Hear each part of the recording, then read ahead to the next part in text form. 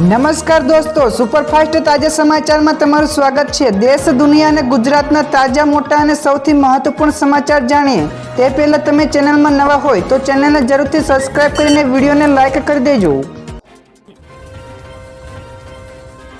સૌથી પહેલા દોસ્તો આપણે વાત કરીએ તો અંબાલાલ પટેલની મોટી આગાહી તો આગામી 72 કલાક ભારે છે। જી હા દોસ્તો, હવામાન નિષ્ણાત અંબાલાલ પટેલ દ્વારા આગામી 72 કલાક માટે ભારેથી અતિભારે વરસાદની આગાહી કરવામાં આવી છે।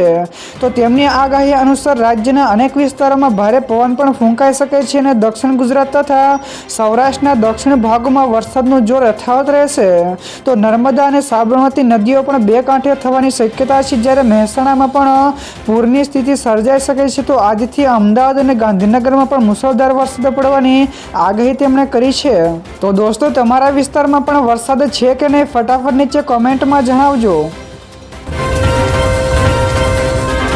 તો દોસ્તો, બીજા સૌથી મોટા સમાચાર સામે આવ્યા છે। પેટ્રોલ અને ડીઝલના ભાવમાં થઈ શકે છે ઘટાડો। જી હા દોસ્તો, યુએસ રાષ્ટ્રપતિ ડોનાલ્ડ ટ્રમ્પ દ્વારા ભારત ઉપર રશિયન ક્રૂડ ઓઇલ ન ખરીદવા માટે દબાણ કરવામાં આવી રહ્યું છે। તો આની વચ્ચે રશિયન દૂતાવાસ દ્વારા એલાન કરવામાં આવ્યું છે કે ભારતને રશિયન ક્રૂડ ઓઇલ ખરીદવા ઉપર 5% ડિસ્કાઉન્ટ આપવામાં આવશે। તો ઉલ્લેખનીય છે કે ભારત દ્વારા પોતાના જરૂરિયાતના 35% ક્રૂડ ઓઇલ રશિયા પાસેથી મેળવે છે। તો ડિસ્કાઉન્ટ બાદ પેટ્રોલ અને ડીઝલના ભાવમાં ઘટાડો થઈ શકે છે। તો દોસ્તો, ત્યાર પછી આગળ વધુ એક સૌથી મોટા સમાચાર। ગઈકાલે આ તાલુકાઓમાં સર્જાયું હતું મેઘતાંડવ। જી હા દોસ્તો, ગુજરાતમાં ગઈકાલે 150 જેટલા તાલુકાઓમાં વરસાદ જોવા મળ્યો, જેમાં 6 વાગ્યાથી 4 વાગ્યા સુધીમાં વરસાદ નોંધાયો છે।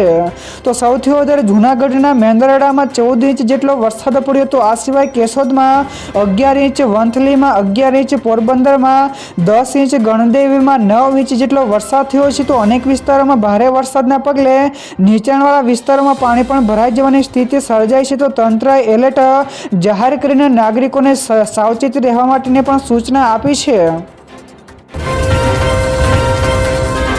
તો દોસ્તો, બીજા સૌથી અગત્યના સમાચાર સામે આવ્યા છે। પરેશ ગોસ્વામીની આગાહી તો ખેડૂતો ખુશ થશે। જી હા દોસ્તો, રાજ્યમાં હાલ એક સાથે 5 હવામાન સિસ્ટમો સક્રિય થઈ છે, જે કારણે વરસાદનું જોર પણ વધ્યું છે। તો દક્ષિણ ગુજરાત અને સૌરાષ્ટ્રમાં 2 દિવસથી મેઘરાજા ધબડાટી બોલાવી રહ્યા છે। તો આની વચ્ચે હવામાન નિષ્ણાત પરેશ ગોસ્વામીએ પણ આગાહી કરી છે કે આજથી લઈને 25 ઓગસ્ટ સુધી ગુજરાતમાં સાર્વત્રિક વરસાદ રહેશે। તો ખાસ કરીને જ્યાં પણ અત્યાર સુધી વરસાદ ઓછો થયો છે ત્યાં તે વિસ્તારોમાં પણ હવે સારો એવો વરસાદ જોવા મળશે।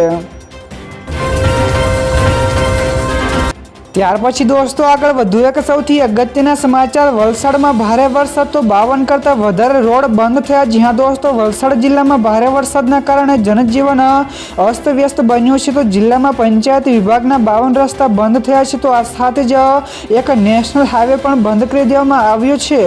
તો મધુબન ડેમમાંથી 1 લાખ ક્યુસેક કરતા વધારે પાણી છોડવાના કારણે કપરાડા, ઉમરગામ અને વાપી મામલતદારોને એલર્ટ કરવામાં આવ્યા છે। તો રસ્તા બંધ થવાના કારણે લોકો પાણીમાં પસાર થવા માટે મજબૂર બન્યા છે। તો વીજળી બીટી ઘટતા વાહન ચાલકોને પણ મુશ્કેલીનો સામનો કરવો પડી રહ્યો છે।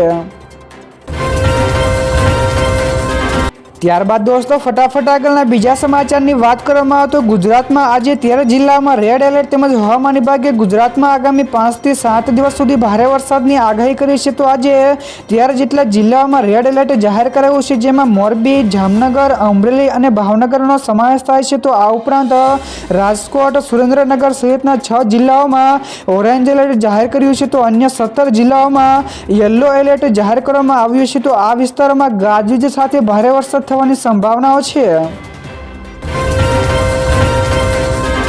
તો દોસ્તો, બીજા સૌથી મહત્વપૂર્ણ સમાચાર સામે આવ્યા છે। ભારે વરસાદથી મુંબઈની હાલત ખરાબ બની, તો આજે પણ રેડ એલર્ટ। જી હા દોસ્તો, મુંબઈમાં હવામાન વિભાગે આજે પણ અતિભારે વરસાદનું રેડ એલર્ટ જાહેર કર્યું છે। તો ભારે વરસાદથી મુંબઈમાં હાહાકાર મચી ગયો છે।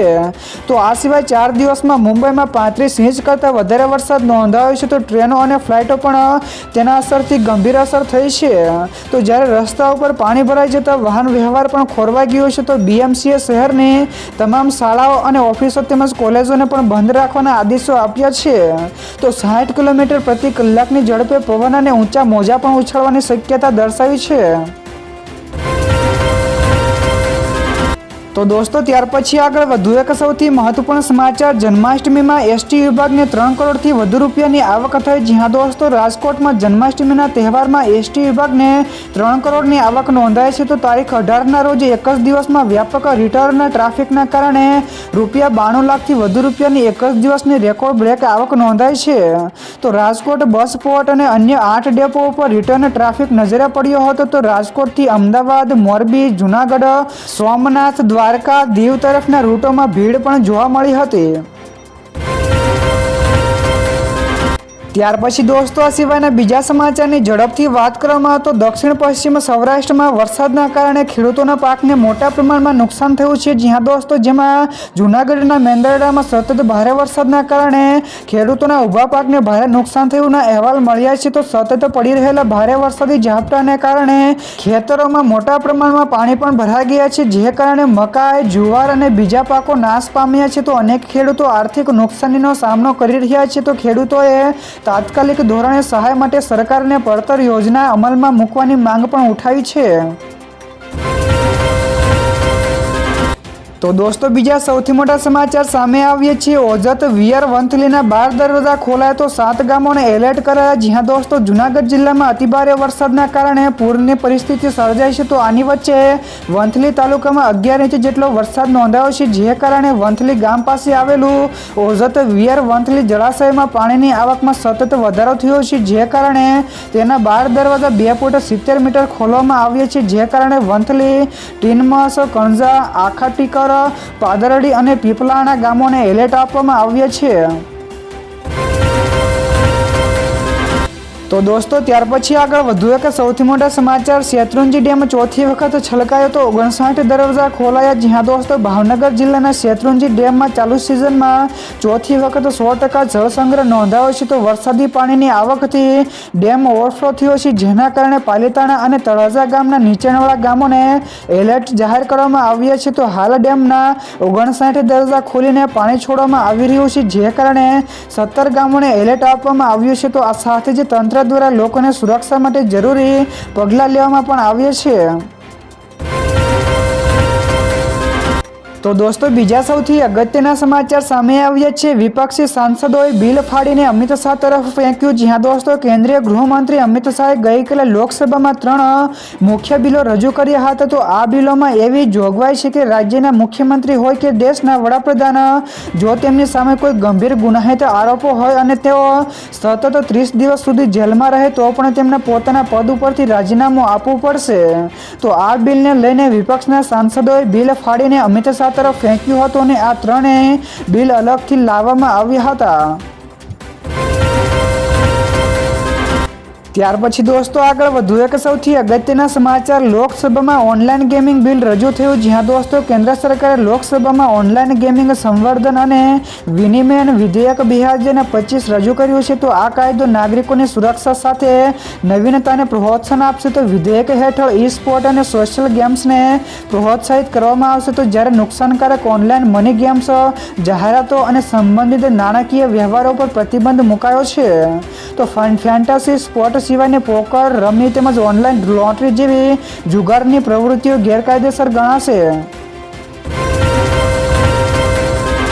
ત્યારબાદ દોસ્તો ફટાફટ આગળના બીજા સમાચારની વાત કરવામાં આવે તો સુરતમાં ધોધમાર વરસાદ, તો કાકરાપાર ડેમ છલકાયો. જી હા દોસ્તો, સુરતમાં ધોધમાર વરસાદે તાંડવ મચાવ્યું છે. તો અનેક વિસ્તારો જળબંબાકાર થઈ ગયા છે. તો તાપી નદી બંને કાંઠે વહેતી પણ થઈ છે. તો જળસ્તર વધતા 1.25 લાખ ક્યુસેક પાણીની આવક થઈ છે. તો આ ઉપરાંત ઉકાઈ ડેમની સપાટી 166.70 ફૂટે પહોંચી અને પછી 9 ગેટ ખોલીને પાણી છોડાયું છે. તો કોઝવે ઓવરફ્લો થયો છે અને નીચાણવાળા વિસ્તારોને પણ એલર્ટ જાહેર કરવામાં આવ્યા છે. તો વરસાદથી ડેમમાં પાણીની આવક વધી રહી છે. તો દોસ્તો બીજા સૌથી મહત્વપૂર્ણ સમાચાર સામે આવ્યા છે. રાહુલ ગાંધી ગુજરાત આવશે તો કોંગ્રેસની આમ આદમી પાર્ટીને ઓફર. જી હા દોસ્તો, રાહુલ ગાંધી 40 દિવસમાં બીજી વાર ગુજરાતની મુલાકાતે આવશે, જે 25 ઓગસ્ટથી 10 સપ્ટેમ્બર દરમિયાન તેઓ સુરતમાં જિલ્લા કોંગ્રેસ પ્રમુખોને મિશન 2027 માટે માર્ગદર્શન આપશે. તો બીજી તરફ કોંગ્રેસ આમ આદમી પાર્ટીને મોટો ઝટકો આપવાની તૈયારી પણ કરી છે. તો કોંગ્રેસના ધારાસભ્ય તુષાર ચૌધરીએ પણ કહ્યું હતું કે આમ આદમી પાર્ટીના ઘણા નેતાઓ અને કાર્યકરો કોંગ્રેસના સંપર્કમાં છે અને જો તેઓ જોડાશે તો તેમને ટિકિટ પણ આપવામાં આવશે। તો દોસ્તો ત્યાર પછી આગળ વધુ એક સૌથી મહત્વપૂર્ણ સમાચાર મળ્યા છે। આ વર્ષે સોનું ₹22,641 મોંઘું થયું છે। જ્યાં દોસ્તો ગઈકાલે ચાંદીના ભાવમાં ₹2400 ઘટીને ₹1,11,225 પ્રતિ કિલોએ થયું છે, જે અગાઉ ₹1,13,625 હતો। તો 23 જુલાઈ ચાંદીએ ₹1,15,850ની ઓલ ટાઈમ હાઈ સપાટી બનાવી હતી। તો આ વર્ષે સોનું પણ ₹22,641 મોંઘું થઈને 24 કેરેટ સોનું 76,162 ઉપરથી વધીને ₹98,803 પ્રતિ 10 ગ્રામે થયું છે।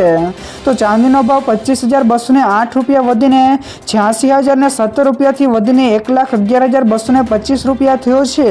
તો 2024માં સોનું ₹12,810 મોંઘું થયું હતું।